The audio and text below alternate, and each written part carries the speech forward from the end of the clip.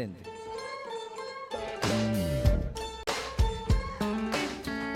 Estamos en un miércoles y así le abrimos nuestro living a un nuevo espacio para la inclusión. Buenas noches, Germán Casola, ¿cómo estás? Hola, buenas noches, ¿cómo estás? ¿Qué tal? ¿Bien? Bien, bien. ¿Cómo te trata la semana, la lluvia, el sol? ¿Qué Bien, sale? ¿Qué no? muy lindo porque salió el sol. Sí, sí, bueno, sí. mejor, más contento. Más contento. ¿Otras actividades se pueden realizar? Sí, al aire libre. Sí, ¿Con los chicos sí. también trabajas diferente Con dependiendo los chicos del clima? sí, cambia porque pueden usar el patio, pueden hacer educación física en el patio, si no tienen que hacer actividades solamente en las aulas. ¿Cómo modifica, no? Parece un cambio climático, pero definitivamente está en lo anímico también. Sí, el hecho de que hagan actividades al aire libre baja bastante todas las conductas disruptivas y todas las dificultades. Si están encerrados todo el tiempo, necesitan un poco correr y poder hacer actividad física. Sentirse libre, ¿no? Sí, Un poquitito. sí, en el espacio para la inclusión de este miércoles vamos a desarrollar el autismo, ¿sí? Me gustaría quizás comenzar con cuáles son los síntomas para que cualquiera de los papis que están del otro lado, si temen que su niño esté sufriendo este tipo de patología, sepan descubrirla y sepan también dónde y de qué manera accionar. Germán, con toda la experiencia que tenés, podemos desarrollarlo, ¿verdad? El autismo sí se detecta no antes del año y medio, generalmente los papás se dan cuenta al año y medio, 2 años, y lo que empiezan a notar es una dificultad en la comunicación, en la adquisición del lenguaje, en poder empezar a hablar y decir palabras, en lo que tiene que ver con los intercambios visuales, con los juegos por turnos, con los juegos de ida y vuelta. Ajá. Generalmente son chicos que aparecen como que están aislados y que los papás los sienten como ausentes. Ese es el síntoma que generalmente describen los papás. Ajá. Después aparecen otras conductas, como en vez de jugar con los juguetes, armar filas con los juguetes, armar series con los juguetes y no hacer un uso de los juguetes en juego. Y después también conductas disruptivas o berrinches o rabietas que no se entienden muy bien ni tienen mucha lógica de por qué surgen. ¿Y esto es hereditario, Germán? Se está estudiando, todavía no está determinada la causa del autismo o del trastorno generalizado del desarrollo. Hay varias líneas de investigación, todavía no se ha detectado ningún factor genético o hereditario.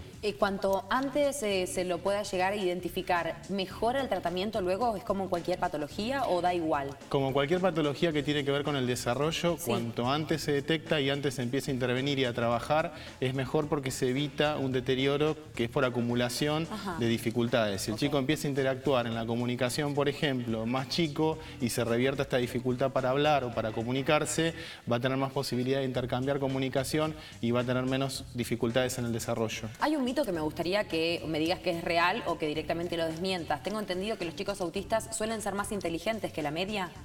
No, lo que sucede es que es un mito. Lo que sucede es que ellos tienen intereses restringidos. Entonces, posiblemente tienen interés sobre un solo tema. Por ejemplo, medios de transporte, dinosaurios o algún tema en específico, deporte. Entonces, en ese tema sí parece que son más inteligentes que el promedio. Pero después en otros aspectos no.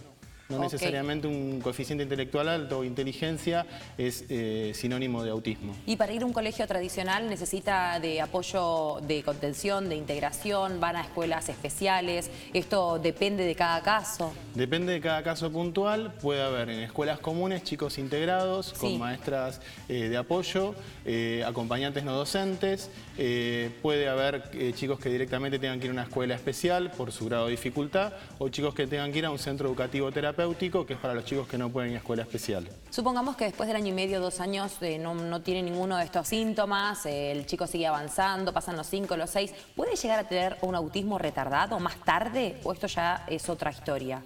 El autismo es un trastorno del desarrollo, se origina en el desarrollo. Lo que puede pasar es que se detecte tarde. Fantástico.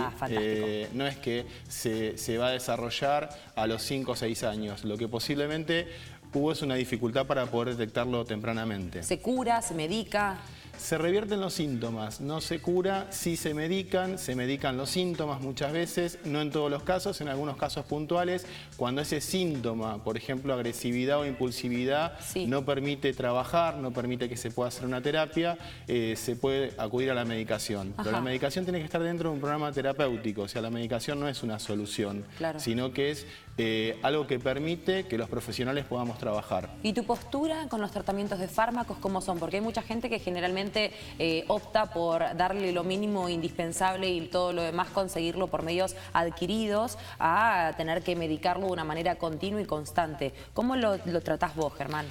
Con los chicos que vienen al centro educativo y los chicos que he tenido en consultorio, siempre me he manejado con la medicación solamente usarla cuando es necesario, cuando ese síntoma no permite trabajar en terapia o no permite que el chico se pueda adaptar a alguna situación, y la no inclusión en esa terapia o en el espacio educativo genera un deterioro mayor.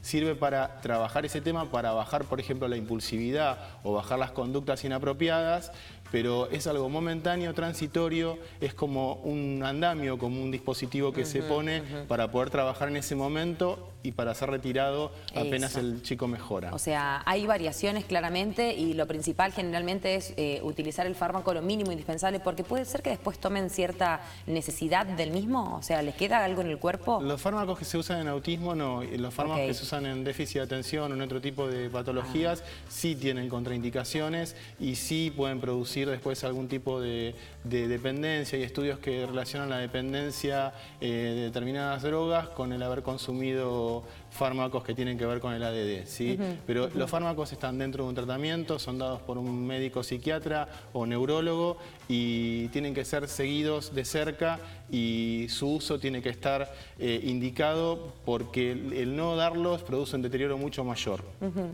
Por lo que estuvimos hablando, ahora que me lo estabas mencionando, los chicos que tienen déficit de atención también tenían ciertas patologías para comenzar a darte cuenta que son parecidas a la de autismo. ¿Puede ser que vayan quizás de la mano en un principio? Son parecidos en lo que tiene que ver en un deterioro cognitivo que tiene que ver con las funciones ejecutivas, con la dificultad para organizar las situaciones, para poder anticiparse. Yo, por ejemplo, estoy hablando con vos y sé lo que va a pasar en la situación siguiente, y puedo ir y venir y ser lo que pasó en la situación anterior.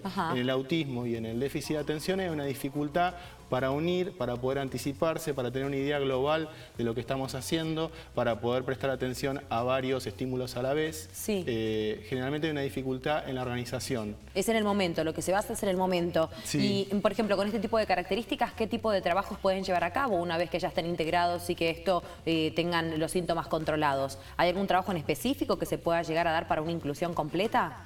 No, una persona con autismo puede trabajar de acuerdo a los intereses que tenga.